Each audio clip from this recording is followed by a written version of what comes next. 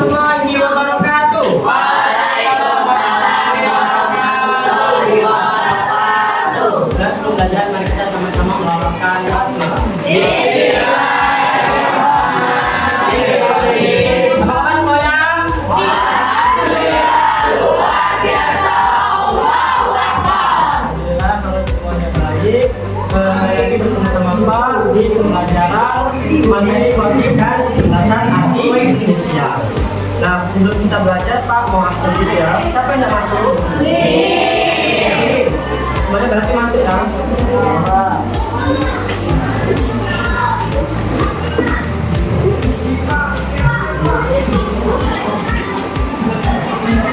Baiklah, sebelum kita belajar, silakan ya, silakan. Duduk siap. Siap. Berdoa dimulai.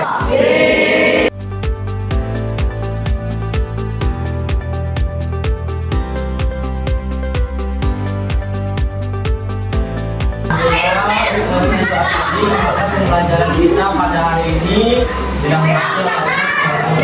semoga apa yang kalian pelajari hari ini semuanya masuk pelajaran kita. Amin. Nah, sebelum kita masuk materi, kita SD dulu nggak ya? Kita lakukan gerakan pembelajaran ini. Silakan diri semuanya. Nah, ini ada SD singapura tangan di sekitar kita.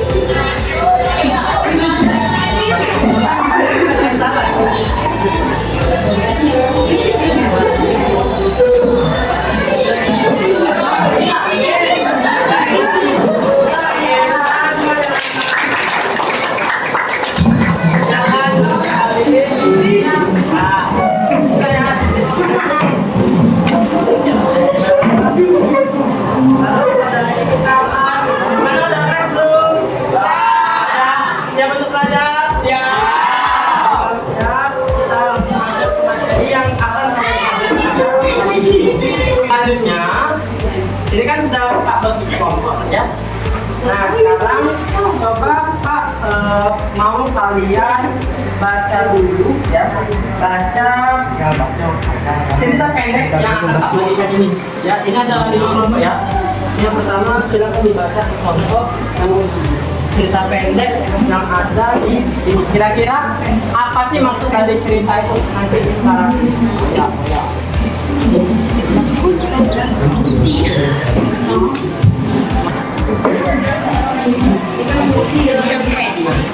Silakan kalian baca kelompok apa yang ada di dalam cerita pendek itu dan apa yang diambil dari cerita pendek itu.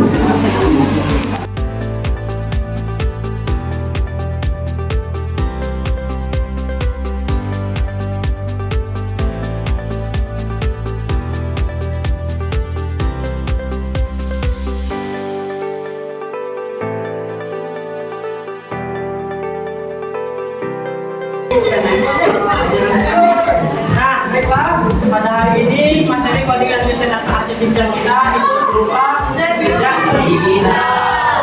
Nah, sebenarnya jejak digital ini merupakan salah satu contoh aktivitas penggunaan dari unplug maupun plug di dalam materi kecerdasan artifisial yang sudah Pak jelaskan kemarin apa itu unplug sama plug.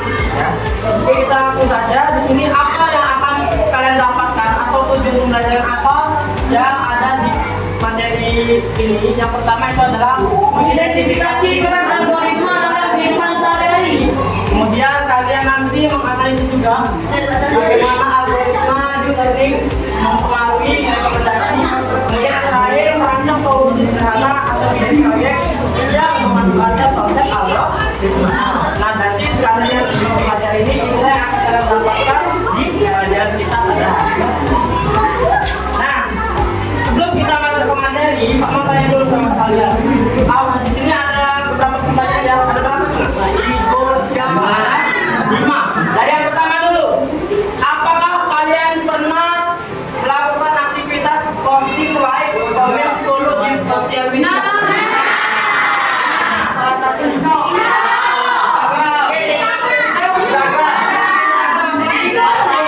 Facebook dan artinya sebagian besar semuanya sudah yang ngelakuin itu ya. Siapa yang itu? Siapa yang ada media sosial? Angkat tangan. Ada semua ya? Mau dia TikTok, pertanyaan yang kedua, apa konten yang kalian bagikan di media sosial? Foto-foto. Berarti kalau bilang foto, lagi. Konten kan? Masya Allah. Kalau saya bangun kan itu konten.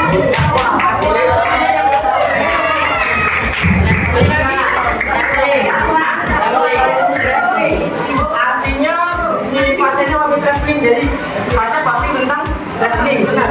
Oke. Yang ketiga lihat di sini. Apa dampak dari konten yang kalian bagikan di media sosial? Apa dampaknya bagi kalian? Apa dampak kalian yang kalian rasakan ketika kalian membagikan konten itu? Senang, oke, ada yang merasa senang kalau memberikan motivasi kepada orang lain. Dapat memberikan motivasi kepada orang lain. Oke, dapat memberikan motivasi kepada orang lain. Ada lagi? Menyarankan untuk membuat video dengan cara yang lebih baik. Menyarankan membuat video dengan cara yang lebih Baik. Oke, itu adalah dampak yang kalian dapatkan ketika kalian membagikan konten di media sosial. Ada yang ngerasa bahagia, ada yang ngerasa seneng ya.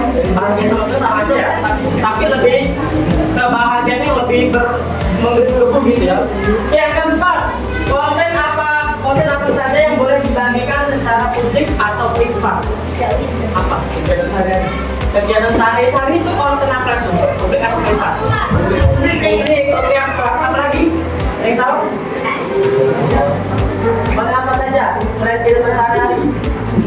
Masih banyak ya, nanti kita akan bahas. Nah, kemudian bagaimana cara memilah dan memilih informasi publik atau privat? Ada yang tahu? Bagaimana cara kalian memilah dan memilih informasi publik atau privat?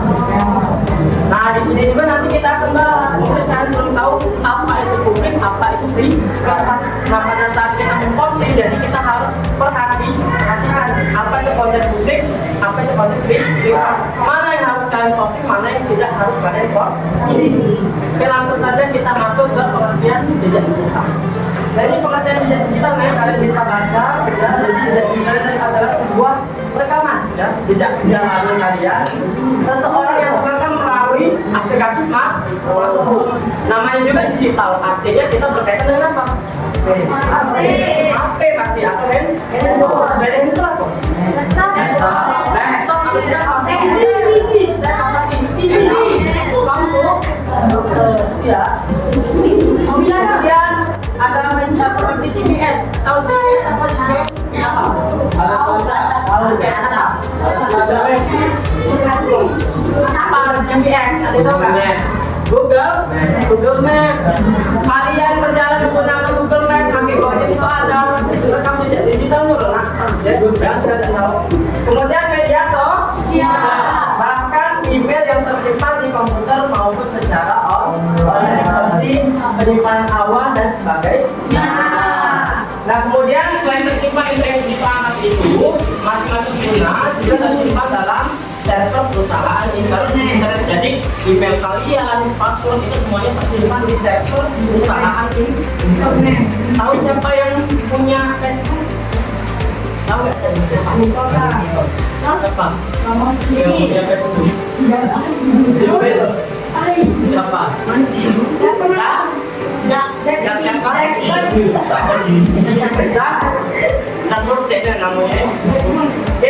Kemudian sehingga jejak digital ini dikenal sebagai beberapa schedule ya. kemudian footprint elektronik digital itu atau bisa juga disebut sebagai bukti. Ini nah ya, jadi kalian sebelum masuk materi jejak digital, kalian harus tahu dulu apa pengertian dari jejak digital. Nah kemudian yang kedua, ini jadi jenis jejak digital kita itu ada dua. Ada jejak digital aktif sama jejak digital pasif. Apa itu aktif? Kita bagikan sendiri. Nah, yang kita bagikan sendiri. Kalau dalam kehidupan kita sehari-hari, apa itu aktif? Artinya kita bergerak terus atau melakukan aktivitas. Kita harus pasif. Tanpa kita sadari. Oke, hari ini data yang terekam tanpa kita sadari seperti riwayat kesehatan, lokasi dan sebagainya. Tapi kalau dalam kehidupan sehari-hari apa? Contohnya, artinya kita tidak melakukan aktivitas. Nah, di sini misal kalian adalah seorang yang aktif dalam menyebarkan konten. Artinya kalian disebut sebagai jejak digital aktif karena kalian sadar kalian memposting sendiri. Paham? Nah, kemudian yang kedua, jejak digital pasif itu adalah data yang terekam tanpa kita sadari. Contohnya pada saat kalian ada HP, ya, ada HP, kalian hidupkan aplikasi lokasinya, ya kan? Nah, itulah yang disebut jejak digital pasif. Tanpa kalian sadari, kalian lupa mematikan lokasi, jadi GPS kalian masih hidup dan kalian bisa dilacak oleh orang lain. Ya. Jadi sih paham jejak digital aktif sama pasif? Oke, kita lanjut ke jejak digital. Nah, yang pertama itu ada postingan di media sosial. Tadi tahu ya apa aja? TikTok, ya, Facebook, kemudian komentar atau chat. Nah, jadi kamu yang kerjanya komentar, misalnya komentar negatif, ngatain orang, misalnya ngatain itu segala macam, itu simpan nak, ganti ya. Ya, itu adalah salah satu contoh dari jejak digital. Ya. Kemudian foto yang kalian unggah, misal kalian nih untuk yang cewek kemarinnya belum berhijab, postingannya semuanya wah semua nggak berhijab. Itu merupakan salah satu contoh jejak digital yang nggak bisa kalian hapus. Kalau kalian lupa hapus ya otomatis foto kalian yang nggak pakai hijab tadi kelihatan. Ya, itu ya. Contoh lagi, kalian foto pas masih kecil, masih kelihatan di jejak digital. Jadi jangan lupa menghapus yang ada di jejak digital. Jangan sampai siapa tahu nanti di sini ada yang jadi artis, tiba-tiba ada foto lainnya. Nah, Nah, yang terakhir data lokasi dari HP. Misal kamu di jam 12 kamu berhenti ke bakso. Rupanya pada saat jam 4 kamu ke PS Mall misalnya. Nah, itu merupakan salah satu juga contoh dari jejak digital. Nah, kemudian yang kita pelajari itu adalah dampak jejak digital. Jadi jejak digital itu ada yang positif, ada juga yang negatif. Sama halnya seperti hidup kita, yang kita lakukan itu ada hal yang positif, ada yang negatif. Kita lihat apa dampak positifnya. Yang pertama memudahkan komunikasi, benar nggak? Ya, kamu bisa komunikasi, kamu bisa saling komentar, bisa saling kasih saran, iya media sosial segala macam, ya, saling support. Yang ditimpa tadi saling gift, misal bikin tahu. Ya. Kemudian membangun citra diri yang baik. Kalian bisa kalau di dunia kehidupan kita sehari-hari, kalian bisa dapat relasi teman yang banyak, ya, entah itu dari berbagai macam kota, bahkan dari luar negeri. Ya. Nah, negatifnya bisa disalahgunakan. Itu yang bahaya. Contoh tadi, foto kamu lagi nggak berhijab, cewek misalnya ya, tiba-tiba diposting orang, dapat dari mana foto itu? Lah kan sudah ada kan jejak digitalnya di sosial media kali. Maka dari itu jangan lupa dihapus dan jangan sampai disalahgunakan. Kemudian sulit dihapus dampak negatif yang kedua. Nah, jadi kalau kalian punya akun media sosial, baik itu Facebook, TikTok segala macam, jangan posting hal yang tidak baik, karena itu akan terekam di jejak digital melalui smartphone di. Paham sampai sini? Nah, cara menjaga jejak digital gimana caranya? Yang pertama, pikir dulu sebelum post. Kemudian gunakan kata-kata sopan atau privasi akun. Yang terakhir, jangan bagikan data pribadi sembarang. Nah, inilah cara menjaga jejak digital yang baik. Oke, selanjutnya Pak menjelaskan juga tentang yang tadi ya, konten publik dan konten pribadi. Nah, bagaimana konten publik itu? Jika kalian lihat ya, konten publik adalah konten yang diposting di media sosial atau yang bersifat publik. Kemudian artikel berita online, tahu nggak contohnya apa? Pernah baca berita di HP nggak? Salah satu contoh dari konten publik yang bisa kalian baca. Kemudian video YouTube, konten YouTube, nah itu salah satu konten publik. Kemudian informasi umum di situs web, sama yang terakhir ada pencarian mesin pencari, itu merupakan konten publik. Nah, kemudian kalian pernah nggak melihat makan ciki? Pernah makan ciki? Di belakangnya ada komposisi. Nah, itu kira-kira konten apa itu? Publik. Kenapa publik? Karena informasinya dapat dilihat oleh semua. Oke, ya, sekarang kita akan bahas contoh bahas tentang konten privat. Nah, konten privat itu dia pesan pribadi. Contohnya kamu kirim pesan antara teman kamu misalnya Zakti sama si Nurul misalnya, dari chat, itu adalah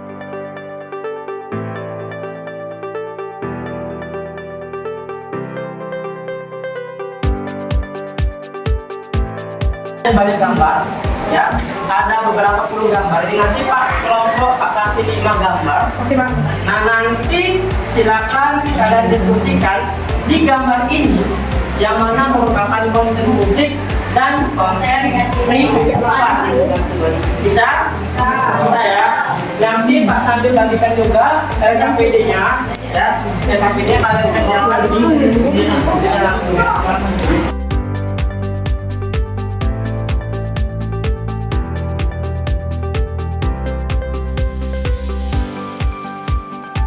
Satu yang akan presentasi hasil yang sudah mereka dapat. Silakan dari kelima dapat tersebut, maka kalian merupakan konsep. Assalamualaikum warahmatullahi wabarakatuh. Kami ingin mempresentasikan hasil kita kelompok pertama, fingerprint. Fingerprint adalah konten privat karena kita sendiri yang memiliki sidik jari atau fingerprint tersebut. Riwayat transaksi adalah konten privat. Motivasi diri adalah konten privat. Halaman rumah adalah konten privat. Saat dengan konten privat. Oke, kenapa konten privat tadi? Alasannya kenapa? Karena kita sendiri yang kita sendiri dan sendiri yang mengetahui. Oke, kita terus dulu ke kelompok satu.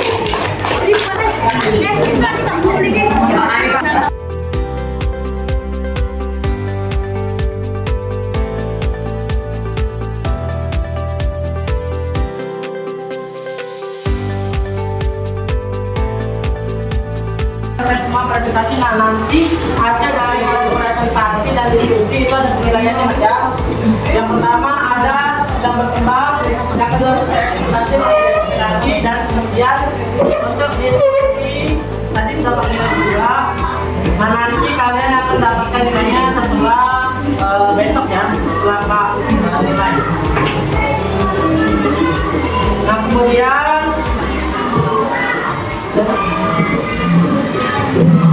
setelah pembelajaran ini nanti kalian akan mengisi refleksi ya. Refleksi ini bagaimana fakta yang kalian ikuti pelajaran hari ini, kemudian refleksi perasaan kalian ya, bagaimana kalian setelah mengikuti pelajaran ini.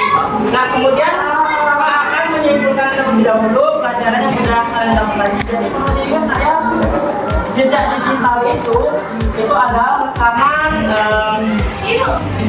Segala rekaman jejak perjalanan kalian yang terekam di media sosial. Jadi jangan sembarangan pada saat menggunakan jejak dan menggunakan media sosial. Karena ada riwayat jejak digital. Baik Pak, sampai sini ada pertanyaan? Oke, kalau tidak ada pertanyaan, silakan kalian isi refleksi ini. Nanti setelah refleksi sudah diisi, lalu ditulis lagi ya.